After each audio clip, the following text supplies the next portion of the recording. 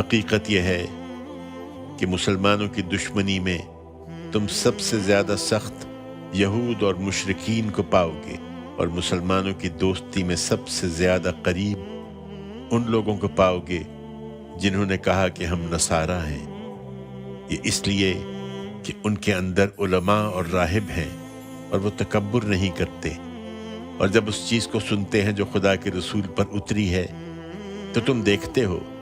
کہ حق کو پہچان لینے کے باعث ان کی آنکھوں سے آنسو بہہ نکلتے ہیں۔ وہ پکار اٹھتے ہیں کہ پروردگار، ہم نے مان لیا، سو ہمارا نام تو اس کی گواہی دینے والوں میں لکھ لے، اور ہم اللہ کو اور اس حق کو کیوں نہ مانیں جو ہمارے پاس آ گیا ہے،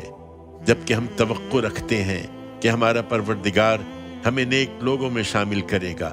سو اللہ کا فیصلہ ہے کہ ان کی اس بات کے صلے میں ان کو ایسے باغ عطا فرمائے جن کے نیچے نہریں بہتی ہوں گی، وہ ان میں ہمیشہ رہیں گے۔ یہ ان لوگوں کی جزا ہے جو خوبی کا رویہ اختیار کرنے والے ہوں، رہے وہ جو منکر ہوئے